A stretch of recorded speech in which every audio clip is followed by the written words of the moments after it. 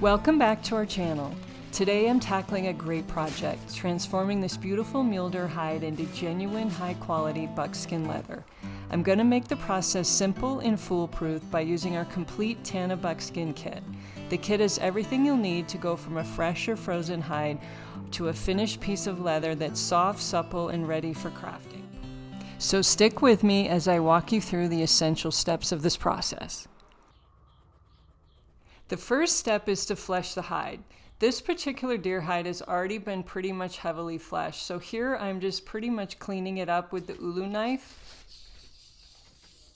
Getting your hide as clean as possible during the whole process is key. Getting rid of the meat, fat, and membrane is going to give you a way better end result. Here's a tip you can use when fleshing these larger, thicker hides.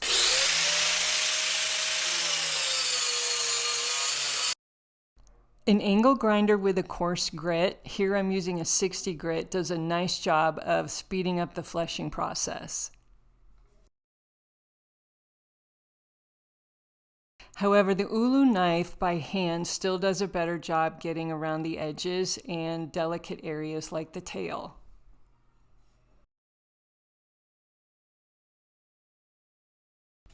Having the hide as clean as you can prior to salting will allow the salt to penetrate deeper. The next step is to salt the hide. Even though we're going to be dehairing the hide, salting is still an important step. Why? Because salt draws out the moisture and the non-tannable proteins, including the blood. Salt also acts as an antibacterial because it's got chloride in it.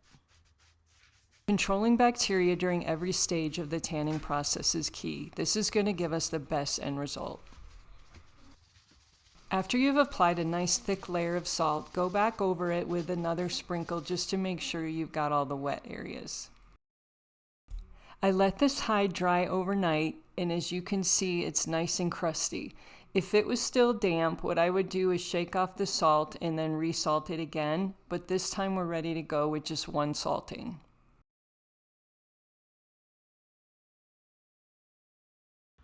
After salting, we're going right into the dehairing bath. Here's where we're adding 2 tablespoons of the hide hair removal per gallon of water, plus a half a cup of salt per gallon of water. We want to add enough water to allow the hide to move around freely. So for this size hide, I'm adding 8 gallons of water.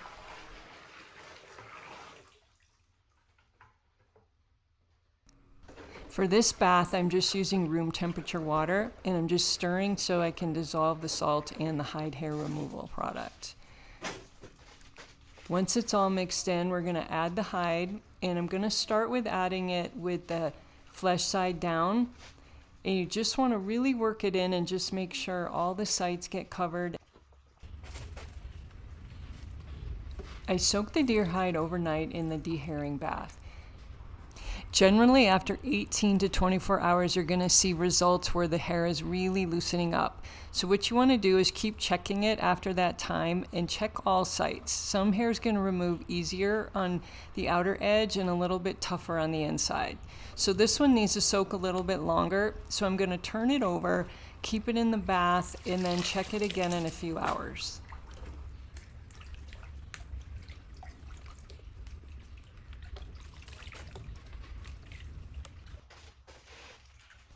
So after soaking another 6 hours, you can definitely see the hair is really starting to slip now. Even in the middle, around all the edges. So I know that it is time to go ahead and pull this out. Draining the deer hide over a grate on the bath is a really good idea. This gets it so it's not completely dripping before we hang it to dry.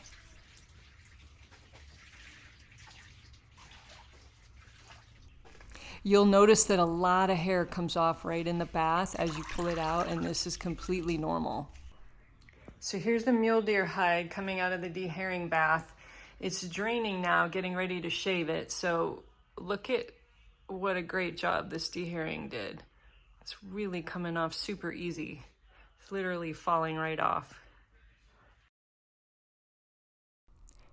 The next step is to scrape all the loose hair off. Here, I have the hide that it's not completely dripping, so it's just damp, which is what we want, so we're not making a big mess with all that water. But here I'm using just the back edge of a butter knife just to show you how easy that's coming off. So there's some spots you're going to notice that's a little bit tougher. So I'm using the ulu knife that's in the kit, and I'm getting really down to the dark areas on the epidermis. So scraping those all off will keep the hide cleaner at the end of the process. I'm using one of our fleshing beams, which works really well when you're trying to flesh or dehair or do any scraping or shaving. But if you don't have a fleshing beam, any hard surface will work well.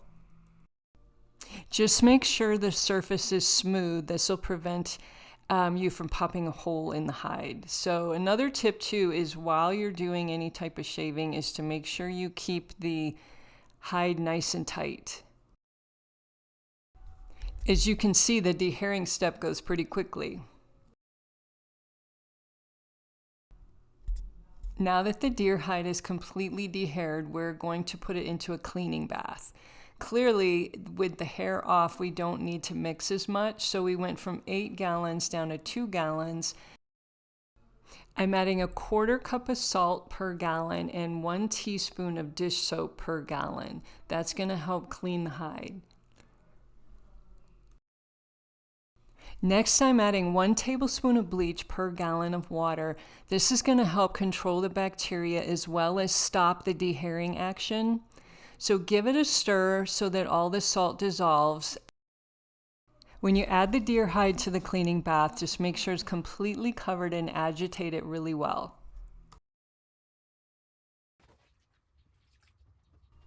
After soaking for 2 hours, pull the deer hide out and drain it.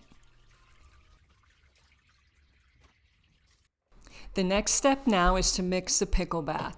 I'm using our Pickle Tan A21 product, which works as a pickle and a tan. So I'm adding 1/2 cup of Pickle Tan A21 per gallon of hot water. For this bath, I'm using 3 gallons of water. And I'm using hot water because that's going to help the pickle tan dissolve. Once the pickle tan has dissolved, then add 3/4 cups of salt per gallon of water and stir until that is dissolved.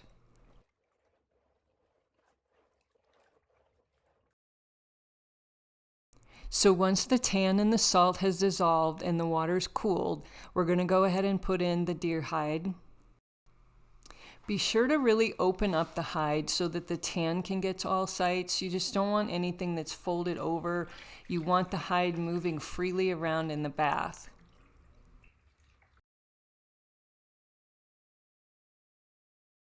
Okay, here's 12 hours later. Right here, you want to make sure that this gets down in there so it's not drying out and it all gets to all sides. But 12 hours later, you can already tell it's already much thicker and stronger. So we're just going to turn it around.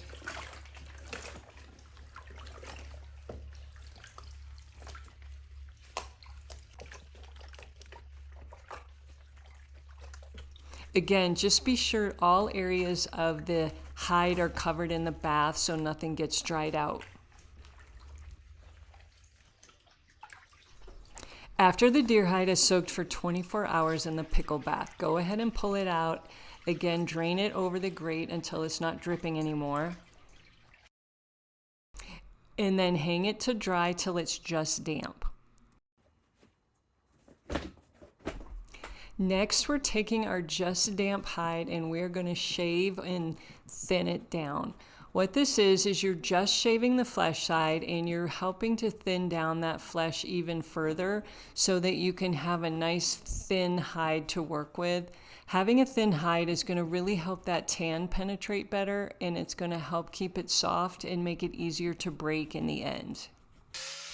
Okay, so just like we did when we were fleshing the hide, shaving it with the angle grinder is definitely a lot easier than doing it by hand, especially on these larger mammals. Pay attention especially to the neck area and the rump area where the hide's thicker. What we're doing here is basically just thinning down that flesh. So now we're finally on to the tan bath.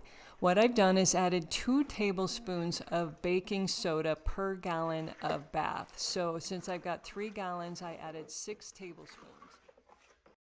Baking soda raises the pH in this pickle tan bath. Since our tanning kits are formulated for the DIY home tanner, the pH is already pre-adjusted in our formula, so now testing the pH is necessary. Once the deer hide has soaked in the tan bath for 6 hours, go ahead and pull it out and drain it again, and then hang it until it's just damp. The deer hide at this point is now fully tanned. Okay, so now we're taking our tanned hide and we are laying it out flat, and the next step is to oil it. This is called swabbing the hide, and what it is, it's a softening oil. So we are using the buckskin oil that's formulated specifically for buckskin leather that's in the kit. I like to use cardboard because this step can get a little bit messy. So lay the hide flesh side up, and we're going to really put a nice generous coating of oil on the flesh side and rub that in.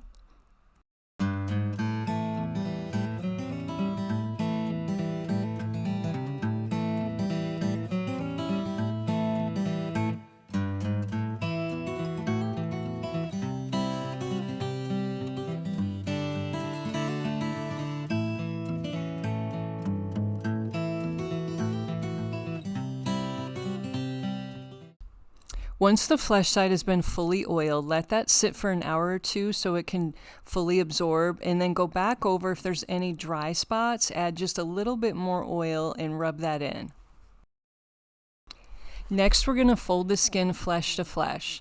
And because this is buckskin, we're also going to apply just a thin layer of buckskin oil on the dehaired side.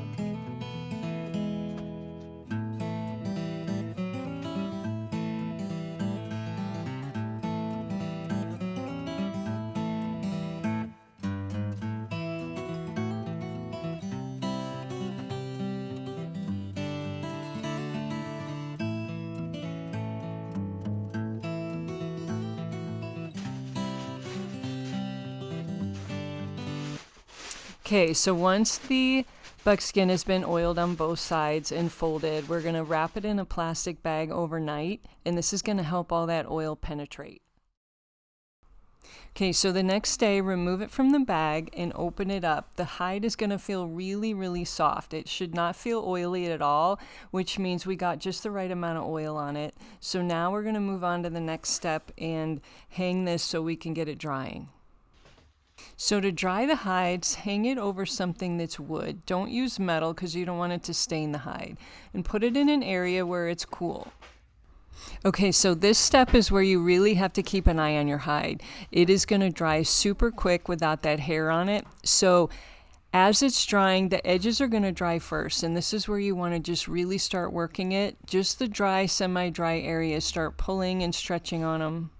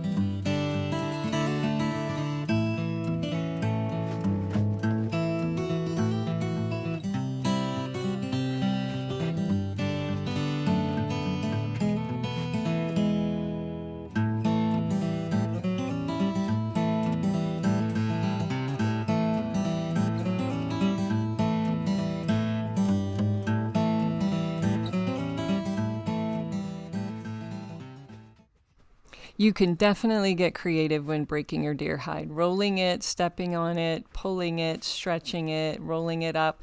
Anything you do will help break those fibers and keep it soft. Okay, so here is the final step, and of course this is just optional. Finishing is where we just want to make the hide look pretty. What I'm doing here is putting the hide over the fleshing beam. There are some little whiskers that were stubborn, so I'm using the ulu knife just to shave those down, make it nice and smooth. You can also use the pumice stone that comes in the kit. Just rubbing that back and forth makes the hide really soft in those areas. It almost gives it like a suede-like feel. So of course this is just optional, just depending how you want the hide to feel. Another finishing tip is trimming, and this is just all optional too. You can cut the hide if you're going to leave it in its full form. You can shape it any way you want to shape it. Here I'm just giving the outer edges just a quick trim. I'm actually keeping the tail on, and I'm just keeping the holes from the leg holes on there as well. So just making the edges look a little bit more polished. So the nice thing about trimming buckskin is you can actually just use a pair of really sturdy scissors, not like where there's hair on and you've got to use a scalpel and worry about not cutting the hair around the edges.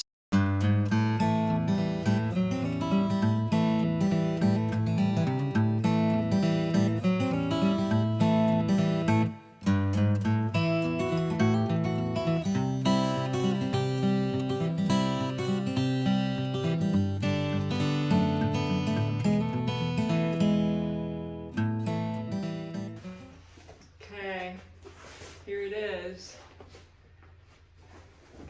Your finished buckskin. All nice and soft. Here's our tail. Stay tuned for what we're going to make with this.